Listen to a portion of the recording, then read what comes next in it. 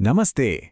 चलिए आज बात करते हैं एक ऐसे टॉपिक की जो हर टीचर बनने वाले के लिए जानना बहुत ज़रूरी है, समावेशी शिक्षा की पेडागॉजी। और हाँ, टीचिंग एग्जाम्स के लिए तो ये टॉपिक बहुत ही इंपॉर्टेंट है। तो चलिए इसे अच्छे से समझते हैं। तो चलिए सबसे पहले एक सवाल पर गौर करते हैं। ज़रा सोचिए, एक क्लास है जिसमें हर तरह के बच्चे हैं। कोई बहुत तेज़ी से सीखता है, किसी को थोड़ा वक्त लगता है, कोई बच्चा दिव्यांग है तो कोई गिफ्टेड है। अब ऐसे में एक टीचर को क्या करना चाहिए, कैसे पढ़ाना चाहिए? असल में यही सवाल समावेशी शिक्षा की बिल्कुल जड़। और आज हम यही करने वाले हैं। इस मुश्किल से दिखने वाले सवाल का जवाब ढूंढेंगे। हम समावेशी शिक्षा के पीछे की पूरी सोच और वो प्रैक्टिकल तरीके समझेंगे जो हर टीचर के काम आएंगे। अब इस सवाल के जवाब तक पहुंचने के लिए सबसे पहले ये समझना होगा कि समावेशी शिक्षा का जो मूल दर्शन है, जो फिलॉसफी है, वो आखिर है क्या?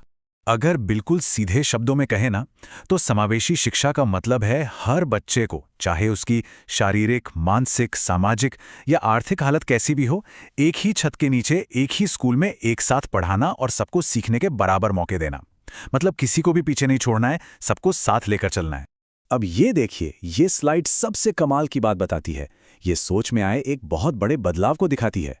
पुराना तरीका क्या था कि बच्चे को हमारे बनाए हुए एजुकेशन सिस्टम में फिट होना पड़ेगा, लेकिन समावेशी सोच कहती है नहीं, सिस्टम को बच्चे की ज़रूरतों के हिसाब से बदलना होगा।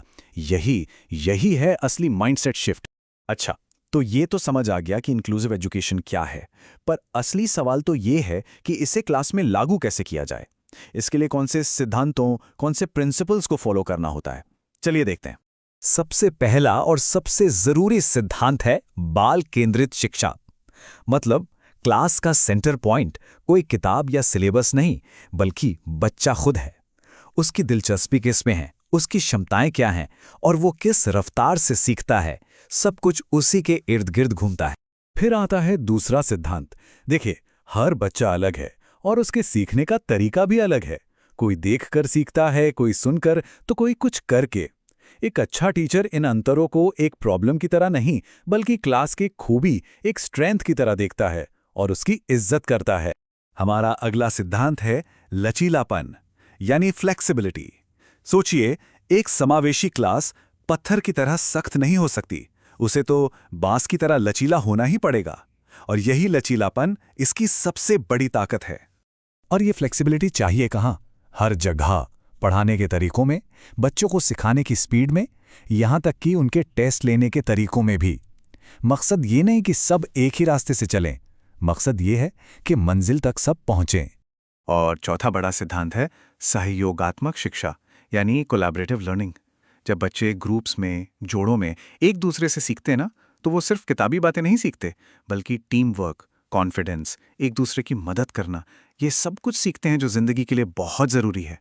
चलिए अब थ्योरी से प्रैक्टिकल पर आते हैं। देखते हैं कि एक इंक्लूसिव क्लासरूम में कौन कौन से टीचिंग मेथड्स असल में इस्तेमाल होते हैं। मोटे तौर पर देखें तो 4 सबसे खास तरीके हैं: विभेदित शिक्षण, गतिविधि आधारित शिक्षण, बहुसंवेदी शिक्षण और टेक्नोलॉजी का इस्तेमाल। आइए अब जरा एक एक करके इन्हें समझते हैं।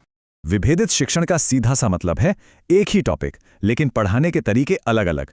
जो बच्चे जल्दी सीख रहे हैं उन्हें कोई मुश्किल काम दिया जा सकता है, और जिन्हें थोड़ी मदद की जरूरत है उन्हें टीचर एक्स्ट्रा सपोर्ट दे सकता है। सीधी सी बात है, एक्टिविटी बेस्ड टीचिंग से लर्निंग मजेदार हो जाती है। खेल खेल में, कहानियों से, ड्रामा से ये तरीके बच्चों को सीखने में पूरी तरह इन्वॉल्व कर लेते हैं। और खास तौर पे जिन बच्चों को स्पेशल नीड्स हैं, उनके लिए तो ये बहुत ही असरदार है। ये तो एक बड़ा ही शानदार फॉर्मूला है। देखो, प्लस सुनो प्लस करो इक्वल्स पक्की वाली लर्निंग। जब बच्चे किसी चीज को अपनी आंखों से देखते हैं, कानों से सुनते हैं और फिर उसे अपने हाथों से करके भी देखते हैं, तो उनकी एक से ज्यादा इंद्रियां एक्टिव हो जाती हैं। इससे जो सीखते हैं ना, वो पक्का हो जाता है। अब इन सारे तरीकों और सिद्धांतों के बीच में एक इंसान है जो सबसे जरूरी है, और वो है टीचर। चलिए देखते हैं कि एक समावेशी टीचर की सोच और उसकी जिम्मेदारियां क्या होती हैं। एक इंक्लूसिव टीचर सिर्फ पढ़ाता नहीं है, वो एक गाइड है, एक हेल्पर है, एक दोस्त है। सबसे जरूरी है कि वो धैर्यवान हो, पॉजिटिव हो और हर बच्चे के लिए संवेदनशील हो। उसके मन में किसी के लिए कोई भेदभाव ना हो, यही उसकी पहचान है। चलिए अब आते हैं उस हिस्से पर जो एग्जाम के लिहाज से सबसे जरूरी है। ये वो बातें हैं जो हमेशा याद रखनी है। इस एक लाइन को तो गांठ बांध लीजिए, समावेशी शिक्षा में समस्या बच्चे में नहीं बल्कि शिक्षा प्रणाली में होती है। ये एक वाक्य पूरी इंक्लूसिव फिलॉसफी का निचोड़ है। इसका मतलब साफ है, हमें बच्चे को नहीं बदलना है, हमें सिस्टम को बदलना है, सिस्टम को ठीक करना है। और ये रहा सफलता का फॉर्मूला। समावेशी शिक्षा 3 मजबूत पिलर्स पर खड़ी है। समानता यानी सबको बराबर मौके देना, समता यानी जिसको जितनी जरूरत हो उतनी मदद देना, और भागीदारी मतलब ये पक्का करना कि हर बच्चा लर्निंग प्रोसेस का एक्टिव हिस्सा हो। तो कुल मिला के बात यह है कि समावेशी शिक्षा सिर्फ कुछ टेक्निक्स या मेथड्स का नाम नहीं है। ये तो एक गहरी सोच है, एक एहसास है, और समाज में सच्ची बराबरी लाने का एक बहुत शक्तिशाली रास्ता है। और आखिर में एक सवाल, अगर एक टीचर सच में ठान ले तो क्या हर क्लास एक इंक्लूसिव क्लास बन सकती है, चाहे कितनी भी मुश्किलें या कमियां क्यों ना हो? इस सवाल पर सोचना बहुत जरूरी है।